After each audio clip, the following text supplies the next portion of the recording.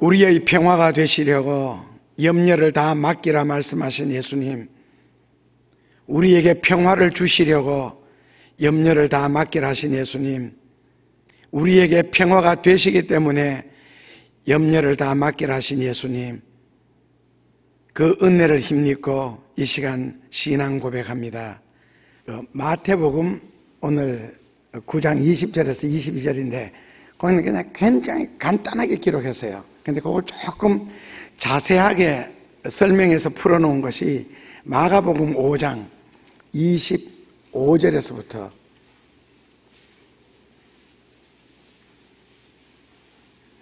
그 34절까지는 조금 그 당시 상황을 자세하게 설명을 했습니다. 그래서 마가복음 5장 25절에서 34절이 이해가 되는데 훨씬 도움이 됩니다. 마가복음 5장을 봉독해 드리겠습니다.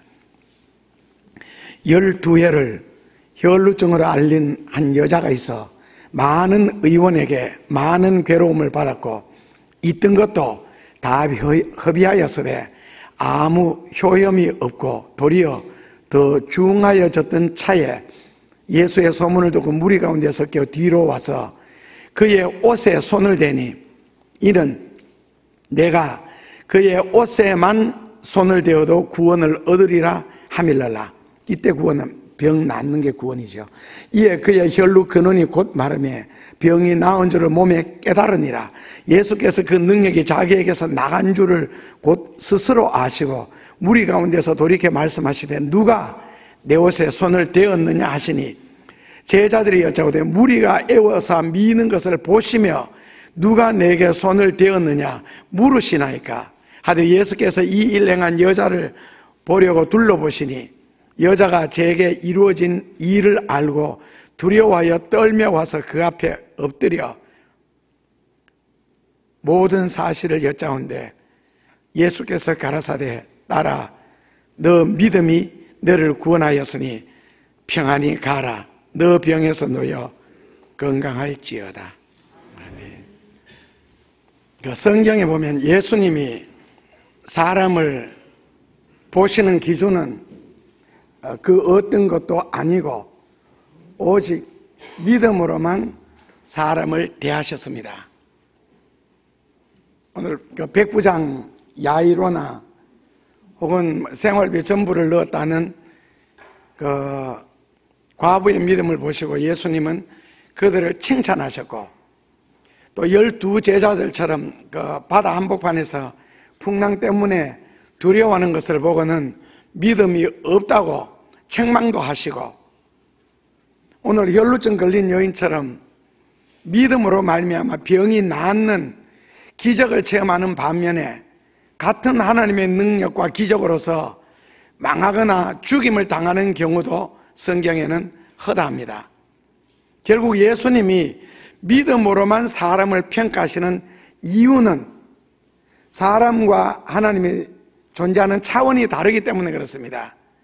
그러니까 다른 차원을 연결시켜 주는 것은 오직 영적인 세계 믿음밖에 없기 때문에 그렇습니다. 그래서 신이 인간을 볼 때는 오직 믿음으로만 보시고 믿음으로만 사람을 대하십니다. 왜냐하면 사람 사이에 있어서도 믿을 수 있어야 고민도 털어놓을 수가 있고 믿을 수 있어야 맡길 수도 있고 믿을 수 있어야 헌신도 희생도 가능하기 때문에 그렇습니다. 그래서 믿음이 그렇게 귀한 겁니다. 그래서 하나님은 믿음이 큰 사람을 보실 때는 그 사람을 크게 여기시고 믿음이 귀한 사람을 만나실 때는 그를 귀히 대해 주시고 믿음이 좋은 사람을 만날 때는 하나님도 그를 좋게 보십니다. 그러나 믿음이 형편없다면 하나님도 그를 형편없이 취급할 것이고 믿음이 가벼우면 하나님도 그 사람을 처리할 때 고민하지 아니하실 겁니다. 믿음이 선하면은 선하게 대하실 것이고요. 믿음이 부하면은 하나님은 그를 부하게 대하실 겁니다. 그래서 하나님을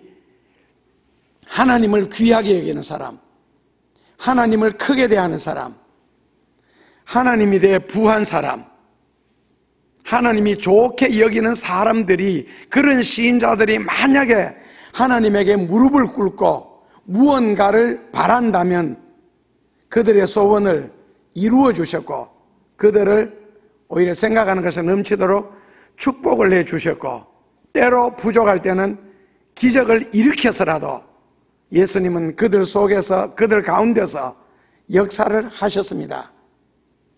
그리고 믿음이 간절할수록 하나님도 그 사람들의 간절한 마음을 외면하시지 아니하셨습니다.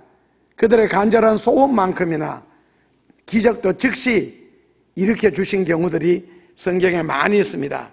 결국 이러한 하나님의 축복과 기적을 경험한 사람들의 이야기를 기록해 놓은 것이 바로 성경입니다. 그래서 성경은 하나님의 말씀인 동시에 하나님이 하늘나라에 있는 언어들로 성경을 기록하지 않고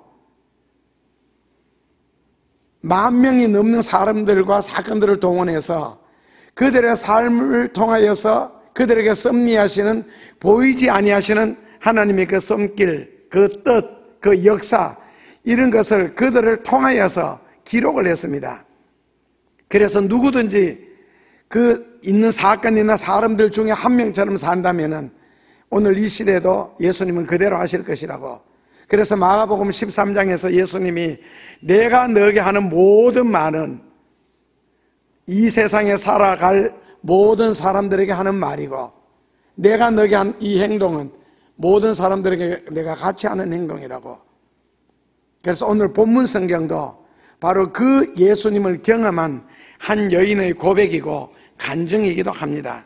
그래서 예수님이 이 여인의 절박한 심중을 읽으시고 간절한 여인의 소원을 이루어 주신 그런 내용입니다. 그런데 원래 이 여인은 굉장히 행운이 따른 여인이었습니다. 왜냐하면 원래 이 혈루증 걸린 여인은 예수님이 병을 고쳐줄 예정도 계획에도 없었습니다. 한 직원의 딸이 죽었습니다. 그래서 그 직원이 우리 집에 가시자, 그래서 죽은 우리 딸을 위해서 기도해달라라는 말을 부탁을 받고 예수님이 그 직원의 집에 가는 중입니다. 그 노상에서 바로 혈루증 여인이 다가와서 예수님의 옷자락에 손을 대었거든요. 그런데 갑자기 이 여인의 병이 나은 것을 여인도 직감을 했고 예수님도 확인을 하셨습니다. 누가 내 몸에 손을 대었느냐? 그러니까 오늘 제자들이 하는 말이 있죠. 주여, 수많은 사람들이 밀고 당기는데 누가 내 몸에 손을 대었느냐라고 하십니까? 약간은 의아한 듯이 지금 예수님이 그걸 모르고 묻느냐는 거예요. 제자들 말이 맞습니다. 예수님이 가시는 곳에는 항상 수많은 사람들 때문에 용신하기도 힘드는데 조금이라도 더 예수님을 가까이 가기 위해서 뒤에서 밀치는데, 그리고 제자들 표현처럼 밀고 당기는데 누가 내 옷에 손을 대었느냐? 그 질문하시는 것 자체가 황당한 것 아니냐는 거예요. 사실이죠. 결국에는 육신적으로 생각하고 인간적으로 말하고 하는 그 제자들의 말이 맞습니다. 그런데 중요한 것은요, 혈루증 걸린 여인과 예수님과의 사이에 일어난 일은 체험한 사람밖에는 아무도 모릅니다. 이제 문제가 그거지요. 사람들은 대화를 할 때 전부 객관적인 이야기합니다. 머리로 이야기를 하고 상식적인 이야기를 하고 말할 수 있는 내용을 말합니다. 그러나 오늘 예수님이 누가 내 몸에 손을 대었느냐? 밀고 당기는 거 몰라서 질문하는 것 아니시잖아요. 누가 내 몸에 손을 대었느냐? 역시 신앙적인 체험은 본인만 아는 것 같습니다. 1대1. 한 사람밖에 모르잖아요. 수많은 사람들이 밀고 당기고 손을 대었지만은 정말 간절하고 절박한 마음으로 손을 댄 혈루증 걸린 여인밖에는 모르잖아요. 옆에서 설명하는 것들 이해는 되죠. 제자들의 말이 모두 다 옳다라고 인정을 하겠죠. 주여, 어찌하여 내 몸에 손을 대었느냐라고 묻느냐? 주변 모든 사람들은 너 말이 맞다. 진짜 말이 맞습니까? 진짜 제자들의 말이 맞느냐고요.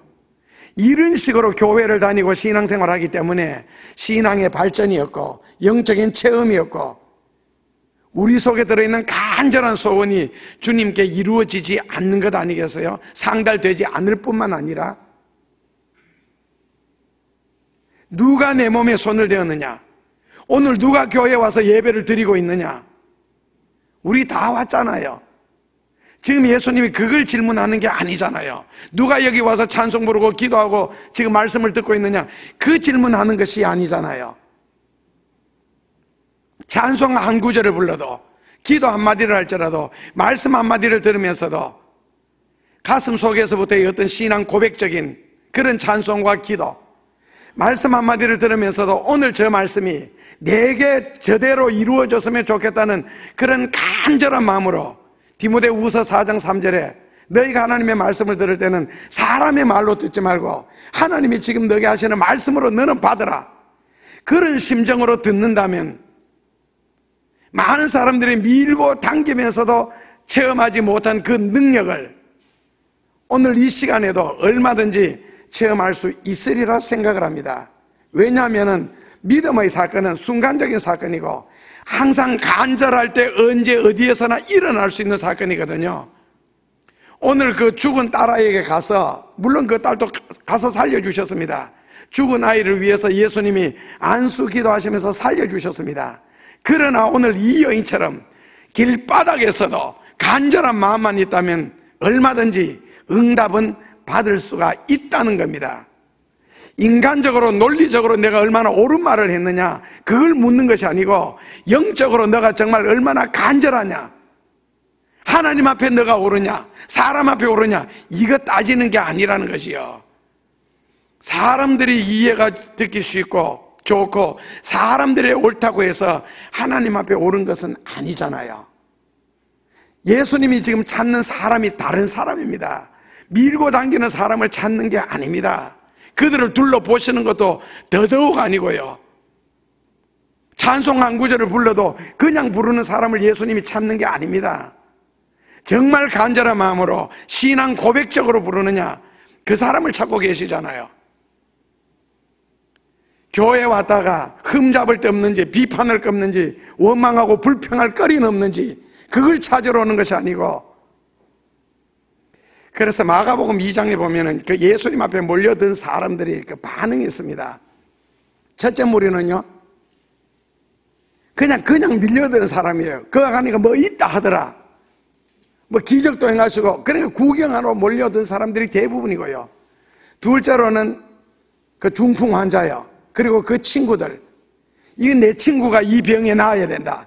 예수님을 만나게 되면 반드시 낫게 될 것이라는 확실한 믿음을 갖고, 나중에 사람들이 너무 많아 용신할 수 없을 때 결국 사다리를 놓고 지붕 위에 올라가서 밤추리 가지를 걷어내고 침상을 지붕 위에서 달아내리는, 예수님 앞에 가야 내 친구의 병이 나을 수 있다는 그 간절한 그 마음이 그런 짓까지 하겠습니다. 결국에는 침상을 들고 가라는 병고침을 받았고, 셋째로는요, 거기에 몰려들었던 바리새인들처럼, 사두개인들, 서기관들처럼 어떻게 하면 흠을 잡을까, 어떻게 하면 원망거리, 불평거리를 하나라도 잡을까, 설교를 듣기는 유심히 듣는데 흠을 잡기 위해서 듣는 그런 자세로 교회에 온다면 정말 은혜를 받을까?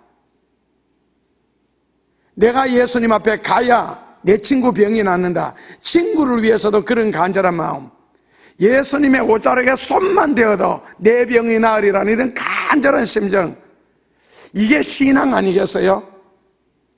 여러분들은 종교인으로 이 교회를 왔습니까? 주일이니까 의뢰껏 이 교회를 왔습니까? 정말 이번 주일에라도 교회 가서 내가 주의 은혜를 받고 사신 하나님이 계신다면 나도 체험을 하고 싶고, 그 말씀대로 나도 살아보고 싶고, 그 말씀대로 내게 이루어지는 것을 나도 경험하고 싶다는 그런 간절한 마음으로 이 시간 참석하셨어요. 오늘 제자들이, 수많은 사람들이 예수님의 옷과 몸에 손이 닿습니다. 밀고 당깁니다. 밀고 당기면 뭐합니까? 아무런 역사가 일어나지 않는데, 오늘 이 여인이 예수님의 옷을 잡고 당긴 것이 아닙니다.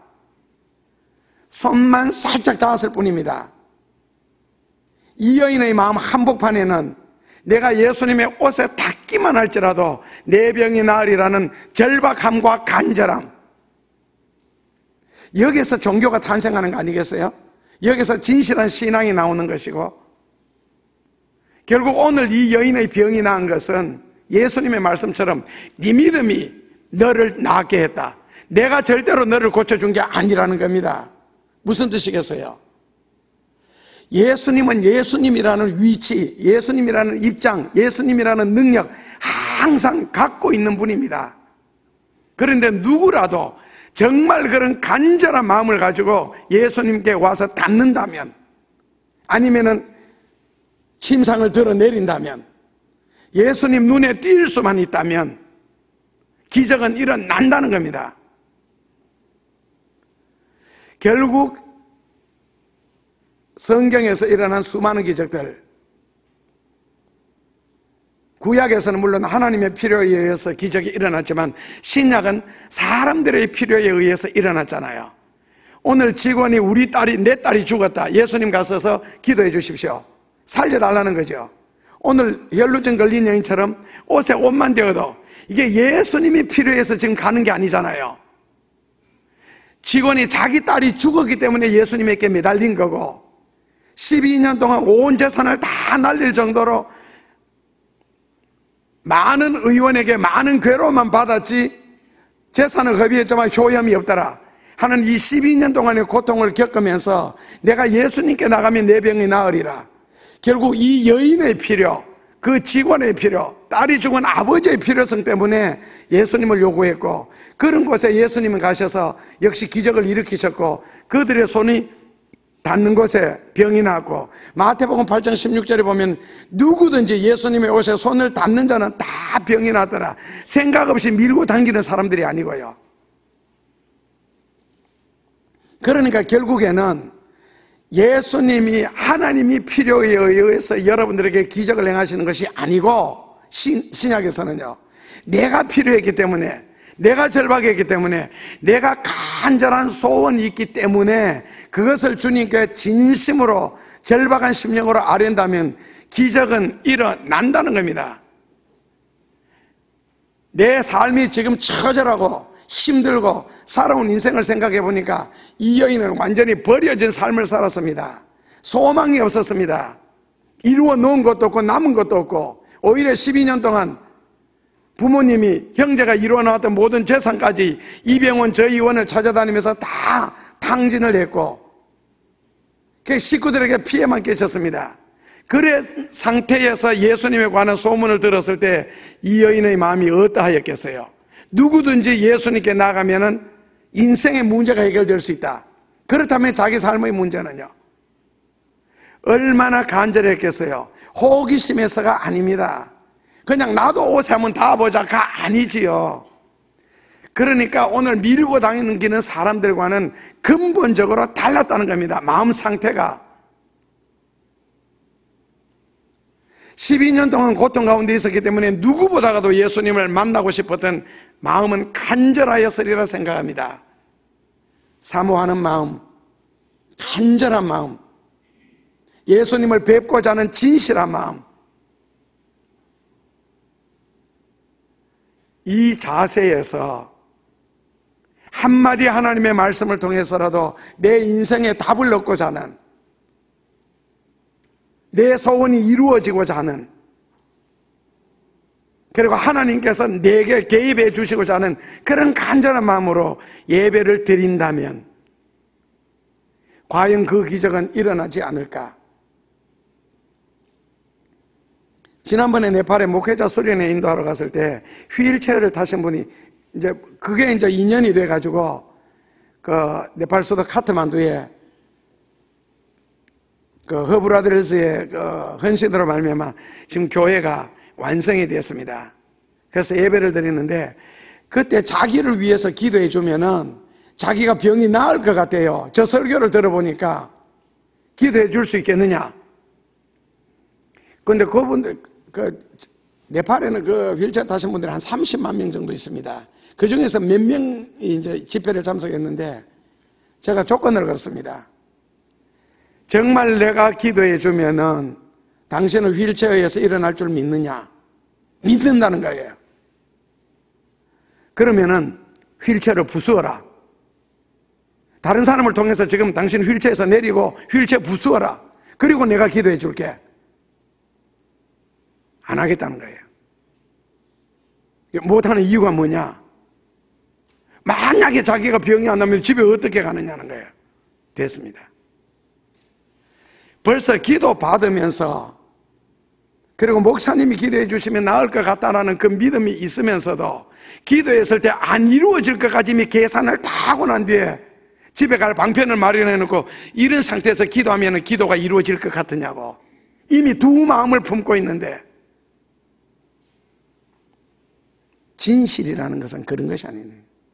그 믿음이라는 것은 그런 것도 아니고요. 그때 저도 모험했죠. 진짜 부술까 봐. 진짜 부수었으면 어떻게 되었을까? 하나님이 또 알아서 하셨겠지. 일어서셨으면 제일 좋겠고요. 간절한 목적이 있다면 다른 생각 버리셔야 됩니다. 내가 교회 가서 하나님 앞에 기도한 후에 내가 다시 전화기를 들고 누구한테 전화 걸면 내가 도움을 받을까? 누가복음 18장 1절에 묘한 말씀 써놨죠. 항상 기도하고 낭망하지 마라. 이걸 뒤집으면 어떻게 되겠어요? 낙심을 하고 기도를 안 하든지, 기도를 하려거들랑 낙심을 안 하든지. 이것을 빌립보서 4장 6절에는 이렇게 써놨죠. 아무것도 염려하지 말고 감사함으로 하나님 앞에 아뢰라, 기도해라. 다른 말로 바꾸면은 모든 것을 걱정하면서 염려하면서 기도하지 마라. 그러니까 성경은 간단합니다. 걱정하면서 낙심하면서 염려하면서 기도 안 할래? 기도하고 염려하고 걱정하고 근심 안 할래? 선택이라는 겁니다. 우리나라 사람들은요, 둘 다 합니다. 기도는 기도대로 하고 걱정은 걱정대로 하고 감사할 거는 감사 따로 하고 불평은 불평 따로 하고 굉장히 부지런하죠. 그래서 항상 양다리 걸쳐져 있는 상태. 아마 이게 우리나라가 외세의 침략을 한 1,000번 정도 받다가 보니까 아마 거기서 살아남기 위한 지혜가 아닌가 생각됩니다. 양다리 걸치는 지혜. 지방에 있을 때 시내에서 가끔 들어오는 할머니가 계셨습니다. 주일날은 우리 동네 그 딸집이었거든요. 오시면 꼭 우리 교회로 오셔요. 그런데 얼굴이 항상 새카매요. 무겁고. 저거는 예수 믿는 얼굴이 아니다. 적어도 신앙 있는 얼굴도 아니고. 그래서 딸에게 한번 물어봤어요. 어머니가 왜 저렇게 무거웠냐고. 그러니까 웃으면서 여기 오시면 주일날은 꼭 이 교회에 오시고 시내 집에 계셔도 주일날은 꼭 교회 갑니다. 그리고 작은 걱정과 근심만 생기면 꼭 점하러 다닙니다. 근데 그 집에 이제 손자가 초등학교 1학년짜리하고 2학년짜리 연년생이 하나 있었는데 그 동생 1학년짜리가 참 아이가 괜찮았어요. 뭐 세상적인 말로 하면 인물도 잘생겼고 키도 크고 그리고 부모님 말로는 똑똑하고 그 위에 형은 뇌성마비 아이였어요. 그런데 여름에 아버지하고 엄마하고 형하고 동생하고 그 바로 금호강에 대구요. 옛날에 경산 열차 사건 터졌던 바로 그 옆에 목욕하러 갔다가 아버지 옆에서 물에 빠져 죽은 거예요. 웃기. 그거 타고 놀다가 이 웃기가 뒤집어진 거예요. 아빠가 좀 있다 보니까 아이가 안 보이는 거예요. 등 뒤에 아이가 물에 거꾸로 웃기가 뒤집어져 가지고 그런 일이 있었습니다.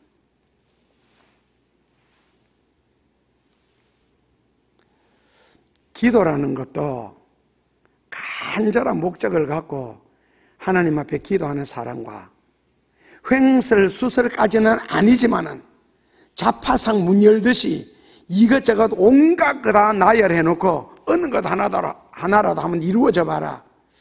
그거는 기도의 자세가 아닌 것 같은데요.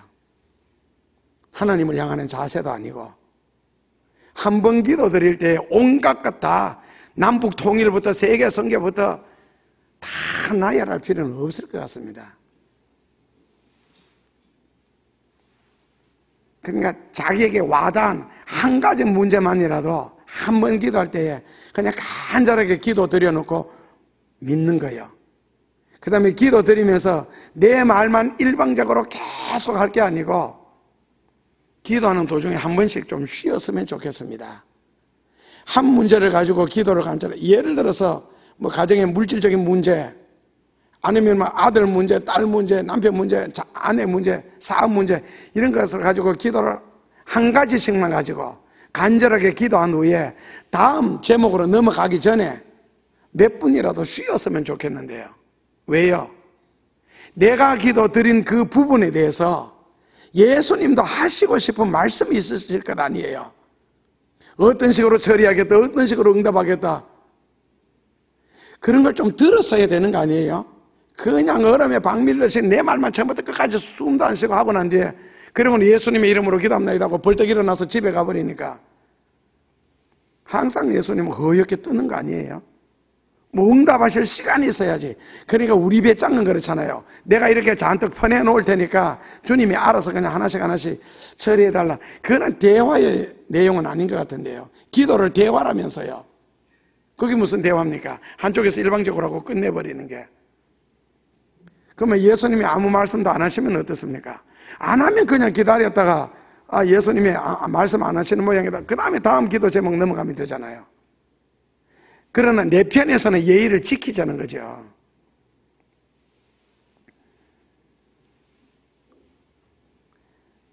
간절하면, 정말 간절하면요, 기도도 간결해집니다. 정말 절박한 문제는요, 간절히 하려게 되어 있습니다. 이게 여유가 있고 시간이 있으니까 온갖 거 다 드러내는 거지. 살면서 시험 될 때도 그렇잖아요. 어려움이 다가올 때도 진짜 큰 어려움 닥쳐버리면 기도됩니까? 전지전능하시고 무슨 그런 기도가 돼요? 정말 어려움이 탁 닥치면 주여, 아마 거의 반 탄식, 반 한숨 이거밖에 안 나올걸요. 정말 문제가 부딪히면. 그러나 그 주여라는 단어 하나 속에 얼마나 많은 내용들이 다 들어있습니까?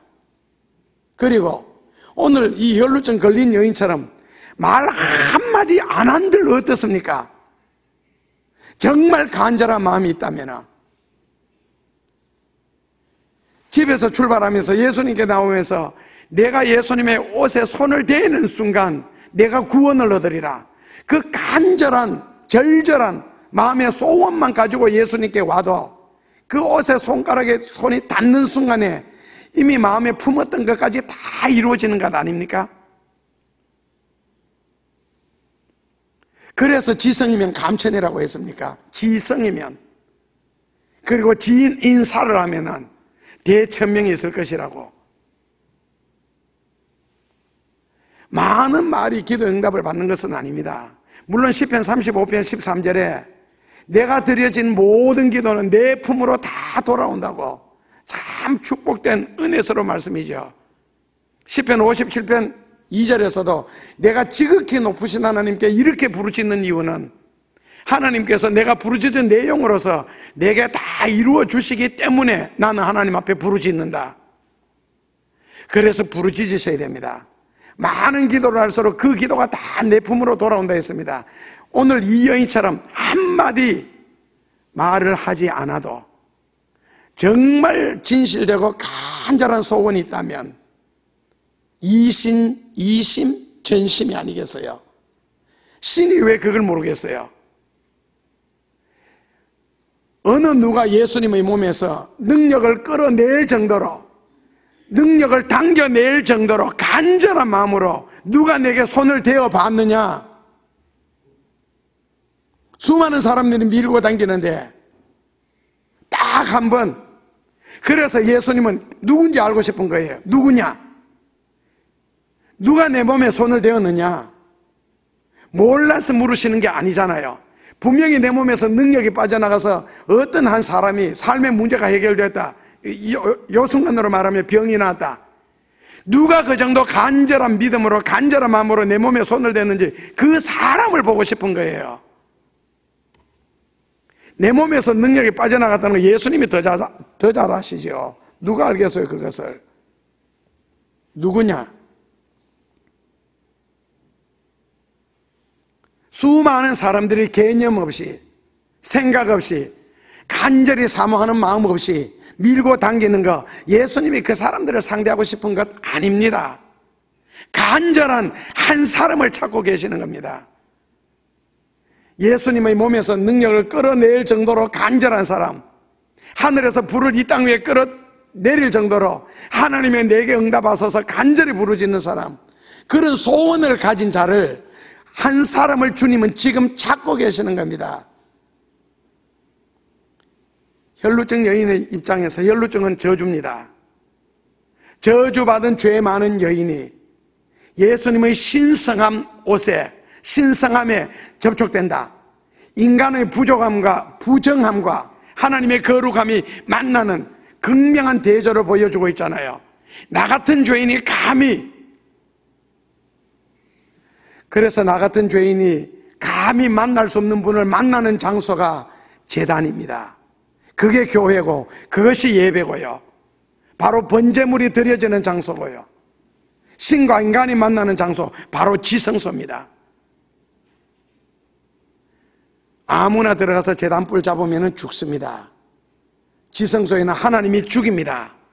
그러나 큰 죄를 지었다든지, 지금 사람 만나면 당장이라도 돌에 맞아 죽을 그런 살인죄를 지었다든지 하는 이런 사람들이 정말 절박한 심정으로 제단에 뛰어들어가서, 지성소에 들어가서 제단 뿔을 잡을 때는 용서받고 살려주십니다. 죽이지를 않습니다. 간절하니까요. 영화 보셨죠? E.T. 그 외계인과 한 어린아이가 손끝에 서로 탁 닿는 순간에 그때 찌릿함, 그 빛이, 광채가 오고 가는 그 교감, 죄 많은 내가, 저주받은 내가 과연 거룩하시고 신성하신 예수님의 몸에 손을 댈 수 있을까? 신학적으로 따지고, 신앙적으로 따지고, 윤리적으로 따지고, 그 당시에 풍습으로 따지면 저주받아 죽습니다. 그러나 그보다도 더 절박한 것은 뭡니까? 내가 병에서 나아야 되겠다, 내가 살아야 되겠다, 내 인생 문제 해결받아야 되겠다. 그 간절한 문제가 신학적이고 논리적이고 윤리적인 것을 앞서는 겁니다. 그러자 예수님의 옷에 손이 닿자 신비스러운 놀라운 변화가 일어났죠. 말로 표현할 수 없는 신비로움. 잘못하면 죽을 줄 알았는데, 저주받아 죽을 줄 알았는데, 벌받아서 죽을 줄 알았는데, 오히려 자기 병이 낫게 되는, 가슴 속에서부터 한없는 감격과 기쁨이 쏟아져 나오고 육신이 변화되는, 한 죄인의 손길도 잊지 아니하시고 놓치지 아니하시고 정말 간절한 마음으로 손을 닿는 순간에 예수님의 몸에서 능력이 빠져나올 정도로 사랑하신 예수님, 평생의 그 소원이 이루어진다면, 내가 그런 간절한 마음으로 예수님의 옷에 손을 닿았을 때에 예수님이 나의 모든 것을 풀어주셨다면, 반대로 만약에 예수님이 어떤 목적이나 뜻을 가지시고 나에게 와서 손이 닿는다면 어떤 역사가 일어날 것 같습니까? 내가 손을 닿아도, 나는 내 목적, 내 소원을 가지고 예수님께 나아가도 이런 역사가 일어났는데, 하물며 반대로 예수님의 손이 나를 잡아주신다면, 죄 많은 저도 아이를 낳아 키울 때 그렇게 귀여울 수가 없었습니다. 그 아들이 다시 아들을 낳아서 왔습니다. 이쁘지요? 안 이쁘다. 난 안 이쁘다. 나는 내가 낳아서 키울 때, 어릴 때 모습이 훨씬 더 귀엽다. 손자 안 이쁘다.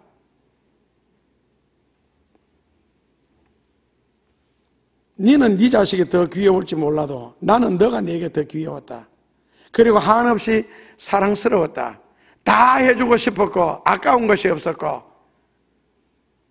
너가 발을 구르면서 벽을 찰 때, 벽을 차라고 딱딱한 벽 아니고 그 앞에다가 속에 스티로폼을 넣고 베니아를 다시 한번 내가 다시 아이가 차는 부분만요, 제가 벽지를 발라줬거든요. 그럼 막 자면은 베니하니까 막 다 소리가 시끄럽게 나면 아이가 깔깔대고 웃었어요. 그렇게 하라고 마음 놓고 벽을 차라고 그렇게 배려를 했습니다. 그리고 그 작은 웃음소리에도 저는 넘어갈 듯 기뻤고요. 그리고 종일 바라보면서도 지루하지 않았고, 아이를 안고 있으면서도 무겁지 않았고, 돌덩이라면은요. 그리고 잠자는 모습만 봐도 행복했었고, 내가 잠들 때까지 아이만 바라보고 있었어도 그 시간이 지루하지 않았고 오히려 행복했습니다. 보고 있으면서도 보고 싶었고, 사랑하면서도 더 사랑하고 싶었습니다. 나는 내 자식을 그렇게 사랑했습니다. 만약에 예수님이 나를 낳으시고 나를 택하시고 나를 사랑하신다면 나는 예수님이 내가 내 자식 사랑하듯이 그렇게 사랑해 주셨으면 좋겠어요.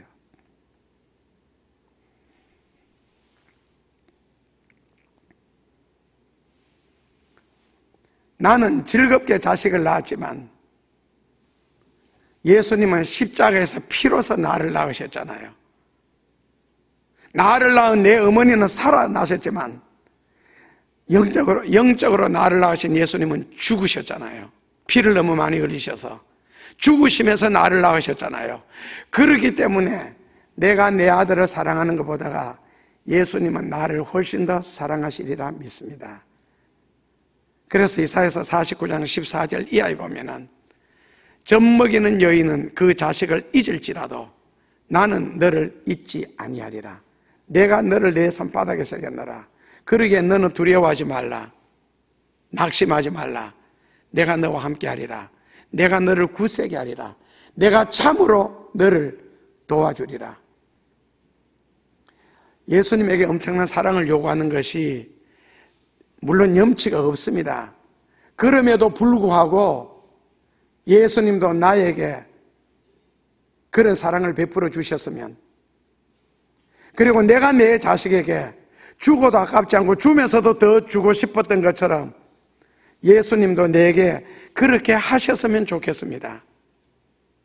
내 자식이 웃고 내 자식이 건강하게 행복하게 사는 모습 보고 내가 더 기뻤던 것처럼 나도 하나님에게 그런 기쁨이 되었으면 좋겠습니다. 그리고 예수님이 그 사랑을 받고 싶습니다. 사랑은 기적을 창조하고 사랑은 기적을 낳습니다. 그래서 때로는 내 편에서 주님 사랑합니다 라는 말을 외치고도 싶고, 때로는 크게 하나님 아버지라고도 부르고 싶습니다. 이 말씀을 여기까지 생각하다가 갑자기 노래가 하나 떠올랐습니다. 김수희가 부른 예모여. 그 노래 들으면서 무척 많이 울었습니다. 제가 목소리만 이렇지 않고 노래만 잘한다면 지금 한번 부르고 싶어요. 한마디 말이 모자라 다가설 수 없는 그대. 주님 가슴에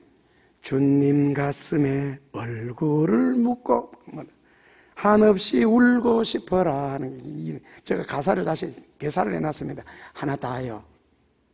주님 앞에만 서면 내 눈은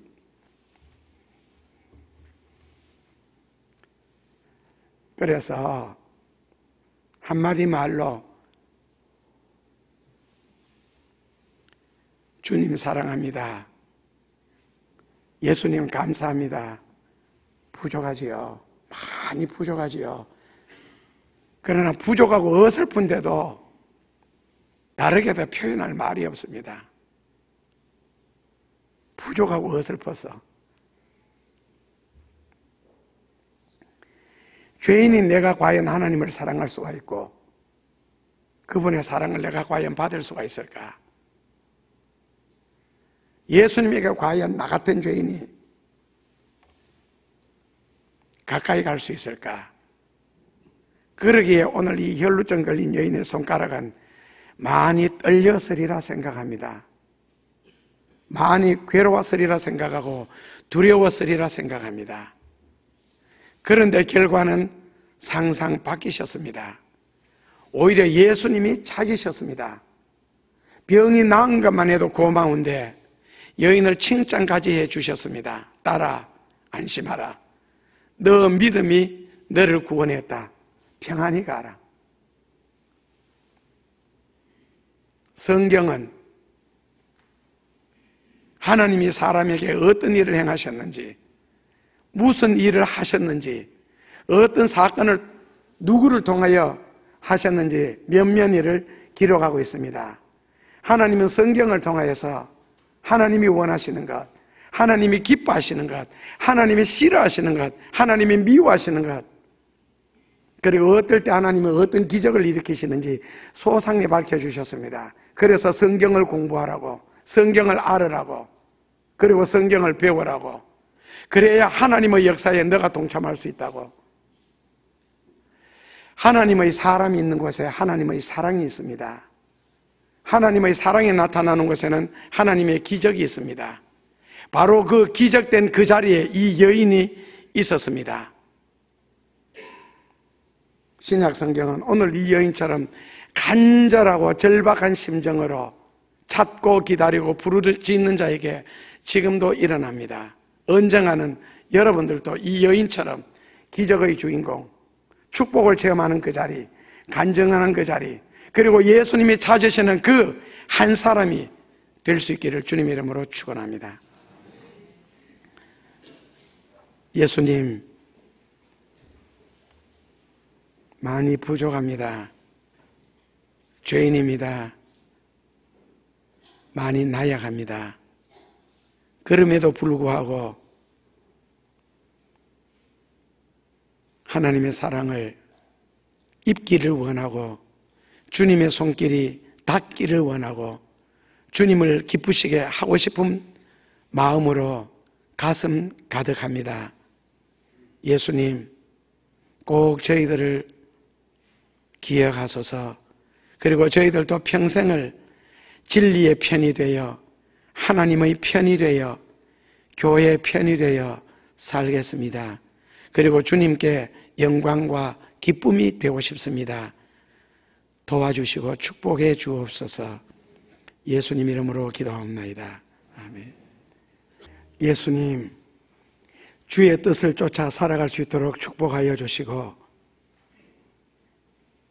하나님의 사랑을 입는 자리에 저희들이 있게 하여 주심 감사합니다. 때로는 이 여인처럼 절박한 마음으로 주님께 나오게 하여 주옵시고 때로는 수잔나 안나처럼 섬기고 사랑하는 마음으로 주님께 나오게 하여 주옵소서. 광야에 사는 동안 주셨던 메추라기, 반석에서 터뜨려 주셨던 맑은 물들, 하늘에서 나리는 만나, 모든 것들 저희들이 이 땅 위에 사는 동안 끊임이 없게 하여 주시고 특별히 앞으로 기근의 날, 환난 날이 이를지라도 계속 하나님의 공급이 되어지게 하시고 더 이상 저희들의 힘으로 살아갈 수 없을 때는 구름을 타고 하늘에 올라가 주님을 영접할 수 있도록 축복하여 주옵소서. 이 시간 드려진 모든 예물들이 저희들의 신앙 고백이고 저희들의 땀이요 수고요 소원 담은 예물들입니다. 주님 축복하여 주옵소서. 이 모든 것 품으셔서 하늘의 좋은 것들로 바꾸어 주옵소서. 이 시간 예배 참석한 그리고 진실한 마음으로 예배를 드리는 모든 이들 가슴 속에 삶의 현장 가운데 놀랍고도 끊임없는 주의 역사 있게 하여 주옵소서. 예수님 이름으로 감사하며 기도하옵나이다. 아멘. 살아계셔 역사하시는 예수님 감사합니다. 예수님이 계시기에 진리를 따라 마음 놓고 믿고 살아갈 수 있음을 감사합니다. 때로는 억울해도 정직하게 살아갈 수 있으면 하나님이 모든 것을 판단하시기에 그러기에 저희들은 그렇게 삽니다. 주님 감사합니다. 뿌린 대로 거두게 하시는 주여, 하나님을 향하여 귀한 것으로 이 땅 위에 많이 뿌려나갈 수 있도록 꼭 축복하여 주시고 인생을 낭비하지 않고 시간을 채워보내므로 그 시간들이 다시 우리 앞에 설 때에 많은 열매, 귀한 열매, 큰 열매들로 보상받게 하여 주옵소서. 이제는 우리를 사랑하시고 우리를 살리시려 십자가 위에서 피 흘리시며 나를 낳아주신 예수 그리스도의 은혜와 하나님 아버지의 극진하신 사랑과 성령의 놀라운 역사가 사랑하는 성도들 생활 속에 가슴 속에 깊이 파고들어 함께 역사하여 주시옵기를 간절히 축원하옵나이다. 아멘.